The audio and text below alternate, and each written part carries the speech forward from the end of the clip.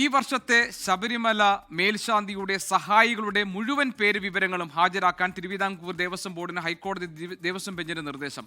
മേൽശാന്തി നിയമനം സംബന്ധിച്ച് ശബരിമല സ്പെഷ്യൽ കമ്മീഷണറുടെ റിപ്പോർട്ടിന്റെ അടിസ്ഥാനത്തിൽ ഹൈക്കോടതി സ്വമേധയാ എടുത്ത ഹർജിയിലാണ് ഈ നിർദ്ദേശങ്ങൾ. വിഷ്ണു സുരേഷ് ഉണ്ട് കൊച്ചിയിൽ നിന്ന് വിവരങ്ങളുമായി. വിഷ്ണു, ശബരിമല സ്വർണ്ണക്കൊള്ളയുടെ പശ്ചാത്തലത്തിലാണല്ലോ ഈ മേൽശാന്തിയെ സഹായിക്കുന്ന ആളുകളുടെ മുഴുവൻ വിവരങ്ങളും നൽകാൻ, ഹാജരാക്കാൻ, മുഴുവൻ പേര് വിവരങ്ങളും ഹാജരാക്കാൻ തിരുവിതാംകൂർ ദേവസ്വം ബോർഡിന് ഇപ്പോൾ ഹൈക്കോടതി നിർദ്ദേശം നൽകിയിരിക്കുന്നത്. എന്താണ് ഇതിന്റെ വിശദാംശങ്ങൾ?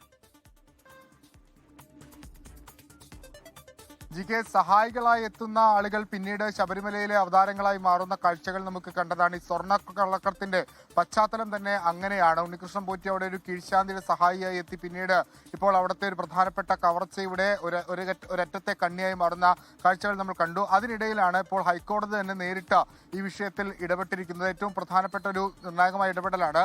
മേൽശാന്തിമാരുടെ സഹായികളായി എത്തുന്ന ആളുകളുടെ പേര് വിവരങ്ങൾ നൽകാനാണ് നിർദ്ദേശം നൽകിയിട്ടുള്ളത്. 20 പേരാണ് ഇത്തരത്തിൽ മേൽശാന്തിയുടെ സഹായികളായി സന്നിധാനത്തേക്ക് എത്തുക. പക്ഷേ ഇവരെ നിയമിക്കുന്നത് ദേവസ്വം ബോർഡല്ല.